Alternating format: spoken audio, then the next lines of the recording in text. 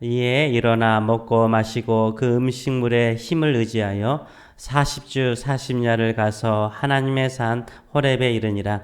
엘리야가 그곳 굴에 들어가 거기서 머물더니 여호와의 말씀이 그에게 임하여 이르시되 엘리야야 내가 어찌하여 여기 있느냐.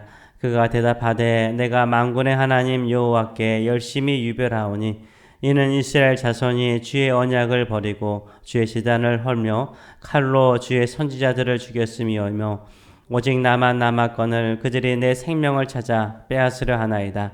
여호와께서 이르시되 너는 나가서 여호와 앞에서 산에 서라 하시더니 여호와께서 지나가시는데 여호와의 앞에 크고 강한 바람이 산을 가르고 바위를 부수나 바람 가운데 여호와께서 계시지 아니하며 바람 위에 지진이 있으나 지진 가운데도 여호와께서 계시지 아니하며 또 지진 후에 불이 있으나 불 가운데도 여호와께서 계시지 아니하더니 불 위에 세미한 소리가 있는지라. 엘리야가 듣고 겉옷으로 얼굴을 가리고 나아가 굴 위에 서매 소리가 그에게 임하여 이르되 엘리야야 내가 어찌하여 여기 있느냐. 그가 대답하되 내가 만군의 여호와 하나님께 열심히 유별하오니 이는 이스라엘이 주의 언약을 버리고 주의 제단을 헐며 칼로 주의 선지자들을 죽였음이오며 오직 나만 남았거늘 그들이 내 생명을 찾아 빼앗으려 하나이다. 아멘. 오늘 이 말씀을 가지고 나의 역이 하나님의 적이, 설교 내용은 약간 달라질 수 있지만 제목은 나의 역이 하나님의 적이 라는 제목으로 같이 은혜를 나누기로 원합니다. 하나님께서 지치고 피곤한 우리 엘리야를 로뎀나무 아래에서 어떻게 회복시키십니까? 다시 말하면 하나님께서 준비하신 하나님의 수양에는 어떤 수양이었습니까? 첫째는 하나님께서 어루만지시죠. 천사의 손길을 통해서 하나님의 사랑의 손길로 엘리야를 어루만져 주십니다. 하나님의 사랑의 어루만짐이 있는 곳이 바로 하나님의 수양인 줄 믿습니다. 두 번째로는 자고 먹게 하세요. 지쳐 있을 때 자게 하시고 또 머리맡에 숯불에 구운 떡과 또 물을 준비해 주셔서 풍성하게 먹게 해요. 또 자게 만들고 또 먹게 하세요. 이렇게 하나님께서는 먹고 푹 쉬게 만드십니다. 왜 그렇습니까? 내려놓게 하시는 거예요. 모든 것을 내려놓을 때 온전한 회복이 있는 줄 믿습니다. 하나님의 수양의 특징은 뭡니까? 내려놓는 것입니다. 우리가 일상의 삶에 피곤하고 지친 모든 문제들 이 기도의 자리에 내려놓으시는 저 여러분 되시길 축원합니다. 지쳐 있습니까? 혹시 피곤합니까? 내려놓으세요. 내려놓으시면 하나님께서 사랑의 손길로 우리를 어루만져 주실 줄 믿습니다. 노덴나무 아래에서 기운을 회복한 엘리야는요, 어디로 갑니까? 호렙산으로 갑니다. 호렙산은 어떤 산이죠? 모세가 하나님과 만난 곳이 바로 호렙산 아닙니까? 호렙산은 모세와 이스라엘 백성이 하나님으로부터 언약의 말씀을 들은 곳이죠. 그래서 이 호렙산 앞에 오늘 본문에도 하나님의 산이라고 말하고 있어요. 호렙산은 하나님의 산을 말합니다. 그런데 이 하나님의 산에 와서 엘리야는 어디에 있습니까? 동굴 속으로 들어가요. 하나님의 산 호렙에 왔음에도 불구하고 그는 동굴로 들어가요. 그리고 동굴에 머뭅니다. 더 깊숙이 숨고자 하죠. 더 깊숙이 숨고자 해요. 위축된 엘리야의 마음을 보여주는 거죠. 아직도 더 깊은 곳으로 숨고자 하는 엘리야의 심정을 보여주고 있습니다. 이때 하나님의 말씀이 엘리야에게 임합니다. 9절의 말씀을 보게 되면 엘리야에게 뭐라고 말씀하십니까? 엘리야야 내가 어찌 여기 있느냐라고 물어요. 엘리야야 내가 어찌 여기 있느냐라고 묻습니다. 이에 엘리야의 대답이 무엇입니까? 10절의 말씀을 보게 되면 그가 대답하되 내가 만군의 여호와 하나님께 열심히 유별하오니 이는 이스라엘 자손이 주의 언약을 버리고 주의 제단을 헐며 칼로 주의 선지자들을 죽였음이오며 오직 나만 남았거늘 그들이 내 생명을 찾아 빼앗으려 하나이다 라고 말하고 있습니다. 여기에서 이제 우리가 중요한 단어 두 가지가 있습니다.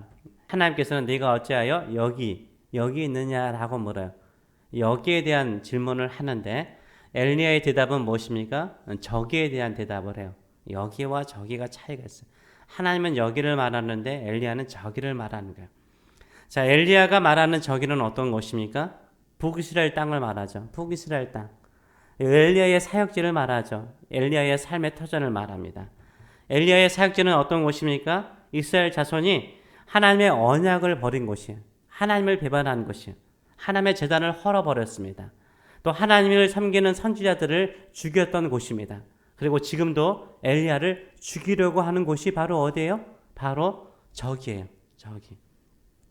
엘리야가 말하는 저기는 무엇입니까? 불신앙이 있는 거예요. 하나님을 믿지 않는 사람이 우굴을 하고 또 하나님을 믿는 사람을 죽이려고 하는 것이고 또 엘리야 자신도 죽이려고 하고 하나님을 대적하는 것이고 엘리야가 홀로 남았던 곳, 끝까지 하나님을 위해서 싸웠던 그곳이 바로 저기였던 곳이죠. 그런데 그곳은 어떤 곳이에요? 엘리야의 사역지예요. 엘리야가 사명을 가지고 사역을 해야 하는 곳이죠. 왜 엘리야는 이 동굴에 와서 더 깊이 숨고자 합니까? 저기가 무서운 거예요. 저기가 무서운 거예요. 왜 저기가 무서운 것이에요? 북이스라엘 땅 하나님의 언약을 깨트리고 주의 제단을 헐고 주의 사랑하는 선지자들을 죽이는 그곳을 왜 엘리야는 두려워합니까? 왜 무서워합니까? 저기에 하나님이 계시지 않을 것 같은 의심이 있기 때문입니다. 내가 사역했던 저기에 저 불신앙이 우글거리고 이세벨이 나를 죽이려고 하는 그곳에 하나님이 계시지 않는 것처럼 느껴졌기 때문인 거예요.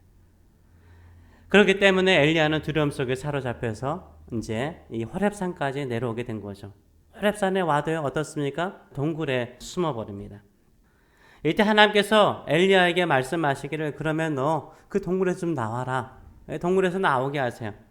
그러고 난 다음에 하나님께서 내 앞에 섰죠. 하나님께서 지나가시는데 어떻습니까? 세 가지. 하나님의 임재의 세 가지가 있어요.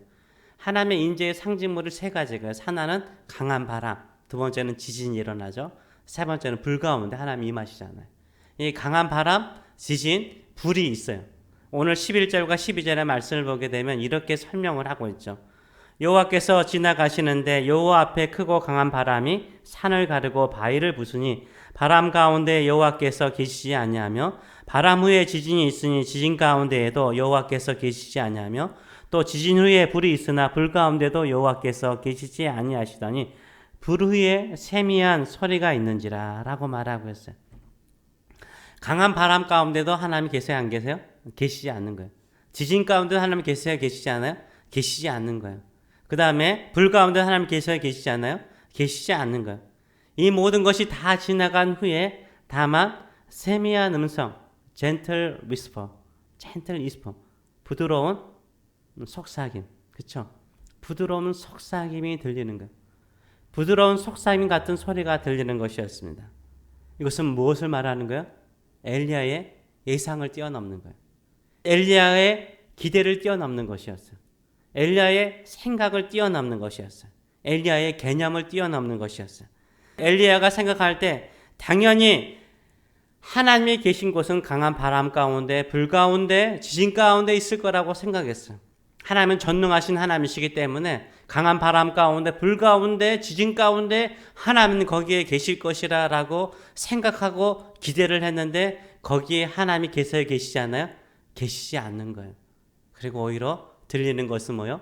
세미한 음성이 들리는 거예요. 세미한 음성이 들리는 거예요.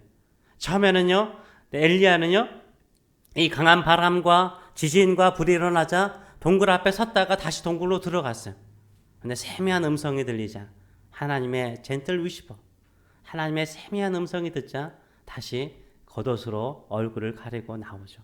그리고 그 앞에 씁니다. 이때 하나님께서 내가 어찌 여기 있느냐라고 묻는 거죠.